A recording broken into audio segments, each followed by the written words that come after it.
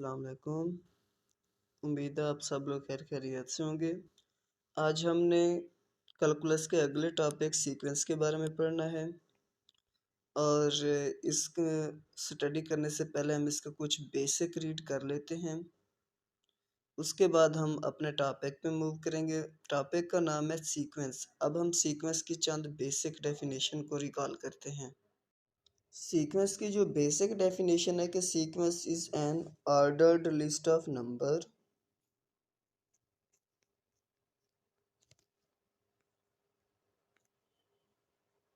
ordered list of numbers according to some definite rule. According to some definite rule. ये sequence की basic definition है। उसके बाद इसकी एक और डेफिनेशन है कि सीक्वेंस एक ऐसा फंक्शन होता है जिसकी domain set of positive integer या सेट ऑफ नेचुरल नंबर हो। वो भी हम लिख लेते हैं। सीक्वेंस की अब जो अगली डेफिनेशन है कि सीक्वेंस एक फंक्शन होता है। अब हमें पता है कि फंक्शन के लिए हमें डोमेन की भी ज़रूरत होती है और रेंज की भी ज़रूरत होती है। अब सीक्वेंस को हम ऐसा फंक्शन कह रहे हैं जिसकी डोमेन या तो नेचुरल नंबर होगी और नेचुरल नंबर को हम पॉजिटिव इंटीजर भी कहते हैं। पॉजिटिव इंटीजर भी 1 से स्टार्ट होते हैं और नेचुरल नंबर भी 1 से स्टार्ट होते हैं और उसकी रेंज जो होगी वो सेट ऑफ रियल नंबर होगी। इन अदर वर्ड हम सीक्वेंस को डिनोट करेंगे F from N to R. मतलब उसकी जो डोमेन होगी वो हम नेचुरल नंबर कह रहे हैं, उसकी जो रेंज होगी उसे हम रियल नंबर कह रहे हैं। अब ये सीक्वेंस की दो डेफिनेशन थी, एक तो ordered list of number according to some definite rule, या फिर सीक्वेंस एक ऐसा फंक्शन होगा जिसकी domain set of natural number और range set of real number होगी। अब हम सीक्वेंस की रिप्रेजेंटेशन देख लेते हैं। सीक्वेंस को हम जनरली एस एन से रिप्रेजेंट करते हैं, कोई ए एन से भी रिप्रेजेंट करते हैं। लाइक करें एस एन, या फिर इस तरह से कि S N, N varies from 1 to infinity, या रिप्रेजेंटेशन इस तरह से भी होती है इसकी S1, S2 up to so on. अभी तक हमने सीक्वेंस की डेफिनेशन और उसकी रिप्रेजेंटेशन देख ली और उसके बाद जो SN है इसे कहते हैं general term of sequence, is called general term of sequence.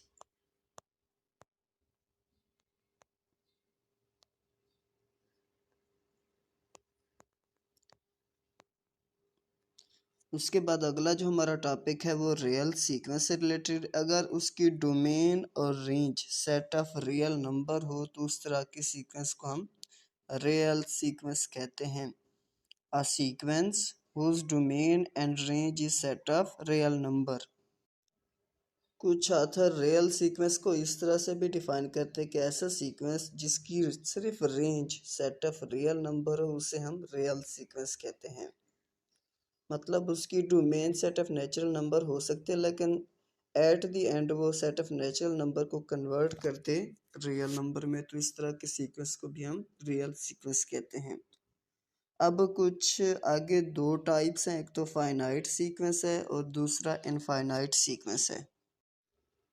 अगर किसी सीक्वेंस की डोमेन जो हो फाइनाइट सेट हो तो इस तरह के सीक्वेंस को हम फाइनाइट सीक्वेंस कहेंगे। मीन ये समझे कि हम अगर उसे फाइनाइट नंबर देंगे तो रेंज में फाइनाइट नंबर हासिल होंगे, तो इस तरह के सीक्वेंस को हम फाइनाइट सीक्वेंस कहेंगे। अगर उसकी डोमेन ही इनफाइनाइट सेट होगी तो इस तरह के सीक्वेंस को हम इनफाइनाइट सीक्वेंस कहेंगे। और हम जानते हैं कि इनफाइनाइट सीक्वेंस की has no last term. Infinite sequence की आखिरी टर्म नहीं होती।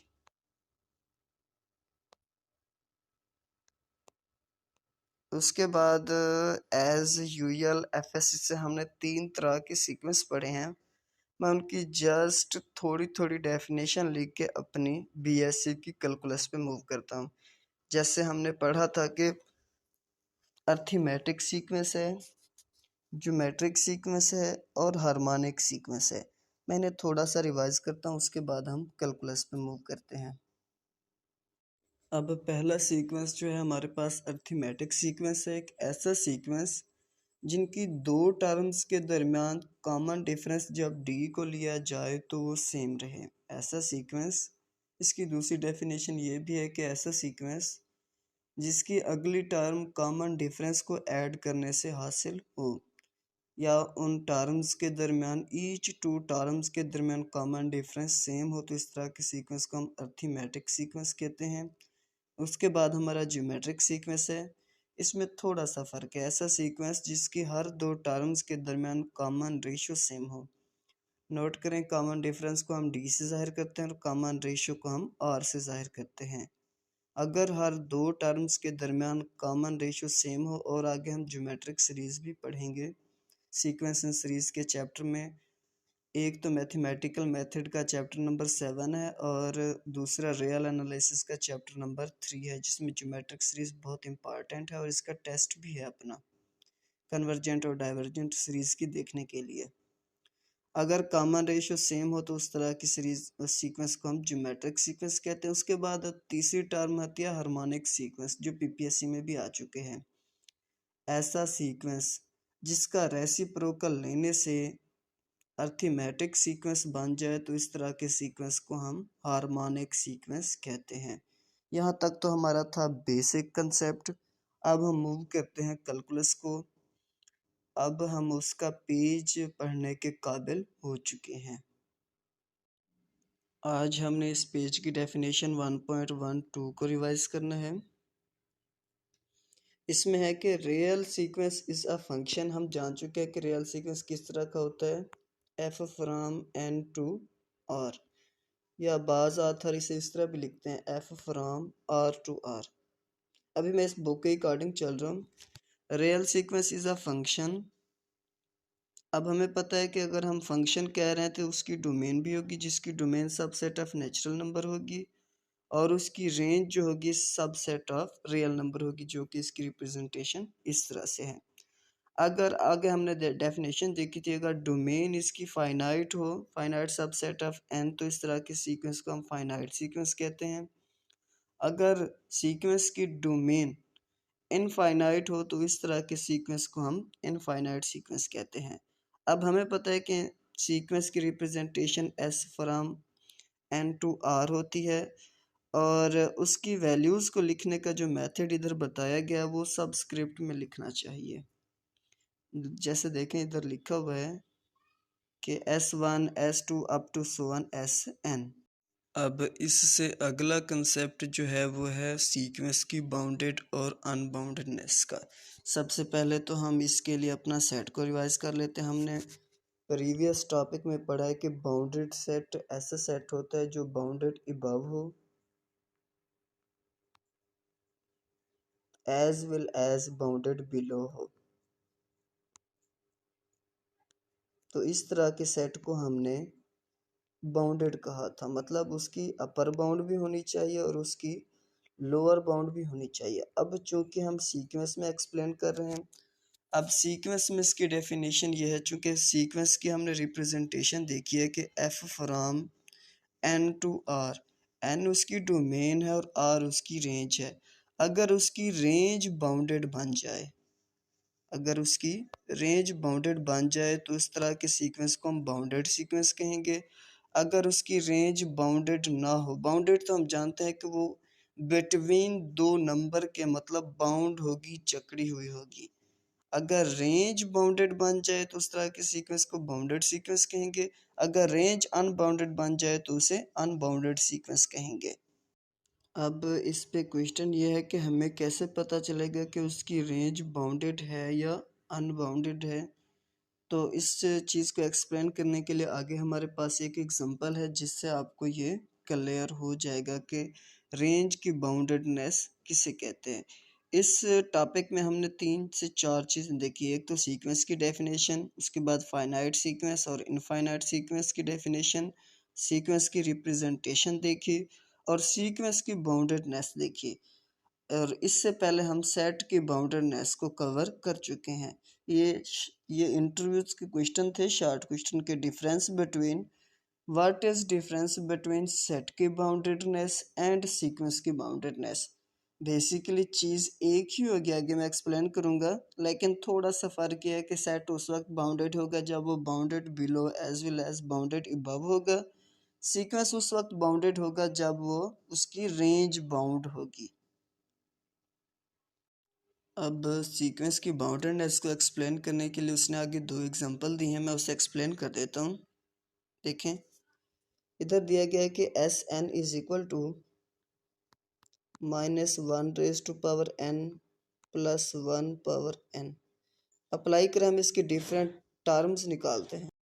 अब मैं इसमें S1 निकाल रहा हूँ। देखें, S1 इज इक्वल हो जाएगी -1 raised to power 1 प्लस 1 की पावर 1 हो जाएगी, तो इसका आंसर आ जाएगा 0। S2 निकालें, S2 हो जाएगी -1 की पावर 2 प्लस 1 की पावर 2, तो वैसे 1 आएगा। और देखें पावर इवन आ चुकी है तो माइनस ख़त्म हो जाएगा, तो इसका आंसर 2 आ जाएगा। सिमिलरली मैं S3 निकाल रहा हूँ, जिसका आंसर आ जाएगा -1 की पावर 3 प्लस 1 की पावर 3। अब देखें पावर आड है तो माइनस वैसे रिटेन रहेगा, -1 प्लस 1 इज इक्वल टू 0। और सिमिलरली मैं S4 निकाल रहा हूँ, S4 इज इक्वल टू -1 की पावर 4 प्लस 1 की पावर 4, तो वैसे 1 आएगा। ताकत इवन है तो माइनस ख़त्म हो जाएगी, इसका आंसर 2 आ जाएगा। अब हमें ये पता चल गया इसके टोटल दो ही आंसर आ रहे हैं, 0 और 2। अब देखें इसमें 0 जो है इसका लोअर बाउंड है और 2 जो है इसका अपर बाउंड है। यूँ समझें, अब S1 S2 S3 जो है इसकी रेंज है, और रेंज हमें पता चल गया कि ये बाउंडेड है बिटवीन 0 एंड 2 को, तो इस तरह के फंक्शन को हम बाउंडेड फंक्शन कहते हैं। अब नीचे वाले एग्जांपल में एक्सप्लेन कर देता हूँ। होपफुली आपको ये समझ आ गया, ये बाउंडेड सेट है, इस वजह से इस सीक्वेंस को हम बाउंडेड सीक्वेंस कहते हैं। इसकी जो लोअर बाउंड है वो 0 है और इसकी अपर बाउंड जो है वो 2 है। अब इससे अगली जो डेफिनेशन है, जो एग्जांपल है, वो है F of X is equal to X square की। अब इसमें हम डिफरेंट टर्म्स पुट करके देखते हैं क्या आंसर आता है। जैसे देखें F of 1 is equal to 1 आ रहा है, और F of 2 is equal to 4 आ रहा है, और F of 3 is equal to 9 आ रहा है, और F of 4 is equal to 16 आ रहा है। अब मैं इसे एक सेट की शक्ल में लिख लेता हूँ जो इसकी रेंज आई है। रेंज में हमारे पास आया है 1 4 9 16 अप टू सो वन। अब देखें इसकी लोअर बाउंड तो हमें मिल गई है 1 है, लेकिन इसकी अपर बाउंड हमें नहीं मिल रही, जिसकी वजह से सिंपल ये एक अनबाउंडेड सेट बन चुका है, और इस तरह के सीक्वेंस को हम अनबाउंडेड सीक्वेंस कहते हैं। होपफुली अब आपको बाउंडेड सीक्वेंस में समझ आ गया होगा कि हम किस तरह निकालेंगे। मज़ीद एक्सरसाइज में भी इस तरह के क्वेश्चन होंगे जिनके हम मज़ीद एक्सप्लेनेशन उधर देखेंगे, और ये sequence and series mathematical method और रियल एनालिसिस में हमने इन्हें डिटेल्ड में अंडरस्टैंड करना है। अभी इनकी सिंपल डेफिनेशन थी, आपने रिकॉल करना, मतलब ये अभी इनकी जस्ट बेस थी। मोनोटोनिक सीक्वेंस बेसिकली दो चीज़ों को कहते हैं। ऐसा सीक्वेंस जो मोनोटोनिकली इंक्रीजिंग हो रहा हो, फिर इसी से आगे कंसेप्ट आएगा फंक्शन का। मोनोटोनिकली इंक्रीजिंग हो रहा हो या मोनोटोनिकली डिक्रीजिंग हो रहा हो, और मोनोटोनिकली डिक्रीजिंग। मोनोटोनिक तो इसी को कहते हैं, मीन यूँ समझे इंक्रीजिंग हो या डिक्रीजिंग हो। अब हम इससे रिलेटेड कुछ डेफिनेशन देखते हैं जो कि इम्पॉर्टेंट हैं, मतलब यूँ समझे इंटरव्यूज़ में पूछी जाती हैं। नॉन डिक्रीजिंग कहते हैं मतलब जो डिक्रीज ना हो रहा हो, इंक्रीज हो रहा हो। अब देखें आगे 2 से 3 चीज़ें आएंगी। अब इंक्रीजिंग को हम स्ट्रिक्टली इंक्रीजिंग के केस में ले जाएंगे, और नॉन डिक्रीजिंग को सिंपल इंक्रीजिंग के केस में ले जाएंगे। मैं थोड़ी सी इन्हें विद एग्जांपल एक्सप्लेन करता हूँ, होपफुली आपको क्लियर हो जाएंगी। अब हम नॉन डिक्रीजिंग को देखते हैं। नॉन डिक्रीजिंग से मुराद इंक्रीजिंग सीक्वेंस होता है। पहले तो मैं इसकी डेफिनेशन लिख लेता हूँ जो दी गई है। S2 Sn लेस और इक्वल Sn+1। पहले हम इन पे कुछ नंबर अप्लाई करके देखते हैं कि बेसिकली इसका मतलब क्या है। जैसे देखें, S1 लेस होगा S2 से, सिमिलरली S2 लेस होगा S3 से, और ये S4।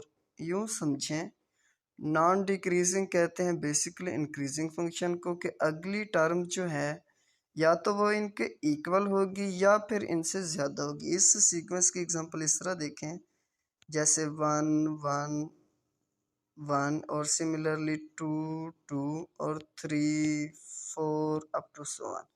जैसे देखें, कुछ टर्म इक्वल भी हैं और कुछ टर्म्स बढ़ भी रही हैं। तो इस तरह के सीक्वेंस को हम नॉन डिक्रीजिंग सीक्वेंस या इंक्रीजिंग सीक्वेंस कहते हैं। इंक्रीजिंग सीक्वेंस वो है कि अगर किसी भी सीक्वेंस की अगली टर्म पिछली टर्म से ज़्यादा हो या ऑलमोस्ट उसके इक्विवेलेंट हो, तो इस तरह के सीक्वेंस को हम इंक्रीजिंग सीक्वेंस कहते हैं। स्ट्रिक्टली में फ़र्क ये होगा कि जस्ट लेस देन मतलब इक्वल का साइन ख़त्म हो जाएगा, उसकी टर्में बढ़ती ही जाएंगी। जैसे स्ट्रिक्टली की मैं एग्जांपल इस तरह लिख दूँ आपको, 1 2 3। देखें, इसमें कोई इक्वलिटी नहीं है, जस्ट टर्म्स आगे वाली टर्म्स बढ़ती ही जा रही हैं। अगर आपको ये इंक्रीजिंग या नॉन डिक्रीजिंग सीक्वेंस समझ आ गया तो नॉन इंक्रीजिंग इजीली आ जाएगा। नॉन इंक्रीजिंग इसका उलट है, जो मैं एक्सप्लेन करता हूँ। अब अगली जो डेफिनेशन है वो है नॉन इंक्रीजिंग मतलब डिक्रीजिंग सीक्वेंस की। इन अदर वर्ड इसे डिक्रीजिंग सीक्वेंस कहते हैं।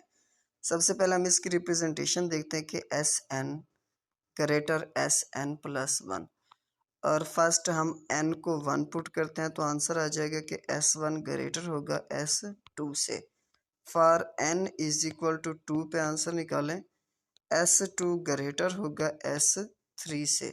For n is equal to 3 पे आंसर निकालें तो हमें आएगा कि S3 ग्रेटर होगा S4 से। अब हम इसी को एक सीक्वेंस की शक्ल में जनरेट कर लेते हैं, लाइक S1 ग्रेटर आ रहा है S2 से और S2 ग्रेटर आ रहा है S3 से, S3 ग्रेटर आ रहा है S4 से। अब हम नॉन इंक्रीजिंग मतलब डिक्रीजिंग जो होता है ना सीक्वेंस, उसकी एग्जांपल देख लेते हैं। जैसे देखिए, मैं इसकी एग्जांपल इस तरह लिख रहा हूँ, जैसे 0 0 -1 -2 अप टू सो ऑन। देखें, इसमें कुछ वैल्यूज इक्वल भी हैं और कुछ आहिस्ता आहिस्ता डिक्रीज भी हो रही हैं। तो इस तरह के फंक्शन को हम कहते हैं डिक्रीजिंग फंक्शन। अब इसमें जो थर्ड नंबर पर डेफिनेशन दी गई है, बेसिकली कहा तो इंक्रीजिंग सीक्वेंस गया, लेकिन इसे हम रियल एनालिसिस के टर्म में स्ट्रिक्टली इंक्रीजिंग कहते हैं। इसकी और नॉन डिक्रीजिंग की डेफिनेशन सेम है, जस्ट इसमें इक्वल टू का साइन नहीं आता। इससे यू समझे, मतलब S1 लेस होगा S2 से, स्ट्रिक्टली लेस होगा। इससे मतलब इस रिलेशन को हम इस मतलब स्ट्रिक्टली इंक्रीजिंग में पढ़ते हैं कि S1 स्ट्रिक्टली लेस होगा S2 से और S2 स्ट्रिक्टली लेस होगा S3 से अप टू सो ऑन। इसकी एग्जांपल यूं देखिए कि 1 2 3 4, मतलब इसमें इक्वलिटी कहीं नहीं है। 1 जो है वो 2 से लेस है और 2 जो है वो 3 से लेस है। यूं समझिए इक्वेशन होल्ड हो रही है। 1 जो है वो 2 से लेस है, 2 जो है वो 3 से लेस है और 3 जो है वो 4 से लेस है। इस तरह के हम सीक्वेंस को कहते हैं कि ये स्ट्रिक्टली इंक्रीजिंग सीक्वेंस है। और उसके बाद डिक्रीजिंग सीक्वेंस मतलब स्ट्रिक्टली डिक्रीजिंग सीक्वेंस, तो इसकी भी रिप्रेजेंटेशन इसी तरह के S1 ग्रेटर होगा S2 से और S2 ग्रेटर होगा S3 से अप टू सो ऑन। और इसकी जो एग्जांपल है वो हमारे पास वही है कि 0 -1 -2 अप टू सो ऑन, या फिर इसकी अदर एग्जांपल जो होती है वो 1/n की होती है, जिसकी रिप्रेजेंटेशन देखें 1 1/2 1/3 अप टू सो ऑन। ये स्ट्रिक्टली डिक्रीज हो रही हैं इसकी टर्म्स। यहाँ तक तो हमने देखा कि इंक्रीजिंग एंड डिक्रीजिंग सीक्वेंस, ऐसा फंक्शन जो इंक्रीजिंग या डिक्रीजिंग हो तो इस तरह के मतलब सीक्वेंस को हम मोनोटॉनिक सीक्वेंस कहते हैं। मोनोटॉनिक कहते हैं कि या इंक्रीजिंग हो रहा हो या डिक्रीजिंग हो रहा हो।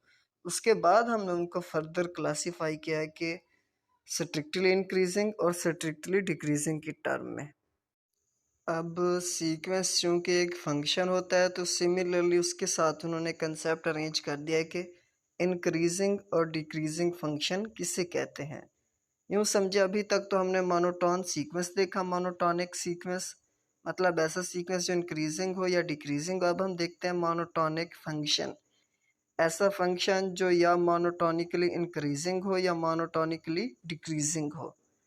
अब हम फंक्शन के वैसे तो फर्स्ट डेरिवेटिव टेस्ट से ही यूज़ करते हैं कि कोई फंक्शन किस इंटरवल पे इंक्रीज हो रहा है और किस इंटरवल पे डिक्रीज हो रहा है। लेकिन इंक्रीजिंग और डिक्रीजिंग फंक्शन के भी दो डेफिनेशंस हैं जो मैं इधर राइट कर देता हूँ। जो नेक्स्ट पैसेज में डेफिनेशन दी गई है उसे मैं याद करने का तरीका बता देता हूँ कि देखें, अगर इफ़ x1 लेस हो x2 से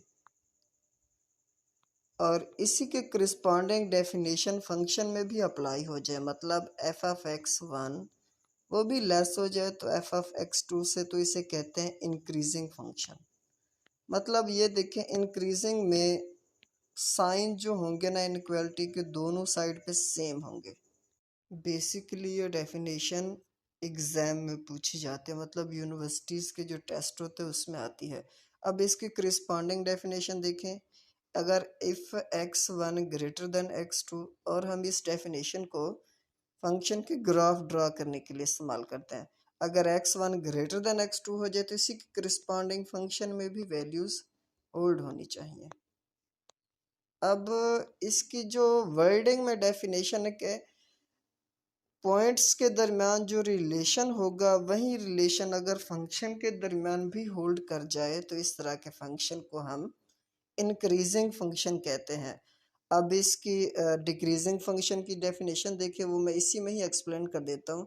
अगर एक्स वन लेस देन हो जाए एक्स टू से तो उसके बाद एफ ऑफ एक्स वन का रिलेशन चेंज हो जाए, वो लेस देन हो जाए एफ ऑफ एक्स टू से, तो इसे कहते हैं डिक्रीजिंग फंक्शन। फिर से देखें, अगर एक्स वन लेस हो जाए एक्स टू से तो F of x one greater हो जाएगा एफ ऑफ एक्स टू से। अगर एक्स वन ग्रेटर है F of x one greater है एक्स टू से तो F of x one less हो जाएगा एफ ऑफ एक्स टू के। तो इस तरह के फंक्शन को हम डिक्रीजिंग फंक्शन कहते हैं। अभी तक हमने ये देखा, अगर दोनों का रिलेशन सेम हो जाए तो उसे इंक्रीजिंग, अगर दोनों का रिलेशन उलट हो जाए या रिवर्स हो जाए तो उसे डिक्रीजिंग फंक्शन कहते हैं। ये तो थी इनकी सिंपल डेफिनेशन। अब हम इनकी जनरल और इजी डेफिनेशन देखते हैं। थोड़ा सा हम इन लाइनों को रीड कर लेते हैं, उसके बाद नेक्स्ट मूव करते हैं। Function from R to R मतलब real valued function is said to be non decreasing या नॉन इंक्रीजिंग। नॉन डिक्रीजिंग कहते हैं इंक्रीजिंग को और नॉन इंक्रीजिंग कहते हैं डिक्रीजिंग को। अब देखें, एक्स वन अगर लेस देन होगा एक्स टू से तो उसी रिलेशन को होल्ड करना चाहिए। F of x one less और इक्वल भी लिखते हैं, लेकिन ज़्यादातर आप देखेंगे कि बुक्स में लेस देन का साइन ही आएगा। और दूसरी जो अब ये होगी नॉन डिक्रीजिंग मतलब इंक्रीजिंग की, और अगली जो दी गई है नॉन इंक्रीजिंग मतलब डिक्रीजिंग की, तो उसमें देखिए उसने साइन को रिवर्स कर दिया है। तो इस तरह के हम फंक्शन को कहते हैं कि ये इंक्रीजिंग और डिक्रीजिंग है। वैसे आप अगर हम ऊपर वाले सीक्वेंसेस से रिप्रेजेंट करना चाहें तो मोनोटोनिकली इंक्रीजिंग में इक्वलिटी का साइन आएगा, और आगे इंक्रीजिंग डिक्रीजिंग में उसे हम स्ट्रिक्टली इंक्रीजिंग और डिक्रीजिंग से मेंशन कर देंगे। अब ऐसा फंक्शन जो इंक्रीजिंग और डिक्रीजिंग हो तो उसे हम मोनोटोनिक फंक्शन कहते हैं। नीचे जो उसने एग्जांपल सॉल्व की है वो फर्स्ट डेरिवेटिव टेस्ट से यूज़ की है। मैं पहले उसकी डेफिनेशन लिख लेता हूँ, बाद में इस एग्जांपल को सॉल्व करते हैं। फर्स्ट डेरिवेटिव टेस्ट की हेल्प से इंक्रीजिंग और डिक्रीजिंग फंक्शन की डेफिनेशंस देखें। अगर किसी पॉइंट पे फंक्शन का first derivative greater than zero आ जाए, मतलब वो पॉइंट्स या वो इंटरवल जिन पे फंक्शन का डेरिवेटिव पॉजिटिव आ रहा है तो उस इंटरवल में फंक्शन इंक्रीजिंग होगा। या अब दूसरी डेफिनेशन देखें कि अगर फंक्शन का डेरिवेटिव ग्रेटर देन ज़ीरो आ जाए तो इस तरह के फंक्शन को हम इंक्रीजिंग फंक्शन कहते हैं। अब वो पॉइंट जिन पे फंक्शन का डेरिवेटिव लेस देन मतलब नेगेटिव आ रहा है तो उन पॉइंट्स पे फंक्शन जो obtained होगा वो डिक्रीजिंग फंक्शन आएगा। या अगर फर्स्ट डेरिवेटिव का आंसर नेगेटिव आ रहा है तो ये डिक्रीजिंग फंक्शन की फर्स्ट डेरिवेटिव टेस्ट की डेफिनेशन है। अब इसी को हम इस एग्जांपल पे अप्लाई करते हैं। अब हमें ये फंक्शन दिएगी कि F F X is equal to X square, हम इसका फर्स्ट डेरिवेटिव लेते हैं, F dash of X is equal to two X हो जाएगा। अब हम इंक्रीजिंग फंक्शन की डेफिनेशन लगाते हैं कि जो कि हमें पता है कि एफ ऑफ एक्स का डेरिवेटिव मस्ट बी ग्रेटर और इक्वल ज़ीरो होना चाहिए। तो देखें टू एक्स का आंसर ग्रेटर और इक्वल ज़ीरो और एक्स का आंसर मस्ट बी ग्रेटर और इक्वल ज़ीरो। तो इससे मुराद यह है कि ज़ीरो से लेकर पॉजिटिव इन्फिनिटी तक ये फंक्शन इंक्रीज करेगा। सिमिलरली डिक्रीजिंग फंक्शन देख लें, हमने स्ट्रिक्टली डिक्रीजिंग नहीं निकालना, स्ट्रिक्टली डिक्रीजिंग में ये होगा कि इक्वलिटी का साइन ख़त्म हो जाएगा, हम जस्ट इंक्रीजिंग निकाल रहे हैं और डिक्रीजिंग निकाल रहे हैं। अब डिक्रीजिंग में ये होगा कि एफ ऑफ एक्स का डेरिवेटिव जो है वो लेस और इक्वल ज़ीरो हो जाएगा। अब फंक्शन पुट करें कि टू लेस और इक्वल ज़ीरो, अब टू तो हो नहीं सकता, देयरफॉर एक्स लेस और इक्वल टू ज़ीरो। अब ज़ीरो अगर इसे मैं अपर बाउंड फिक्स कर लूँ तो ज़ीरो से लेकर नेगेटिव इन्फिनिटी तक इसका इंटरवल आ जाएगा जिसमें ये फंक्शन डिक्रीज़ हो रहा है। तो ये थी एग्जांपल 11। उसके बाद हम ग्राफ ऑफ ए फंक्शन को देखते हैं।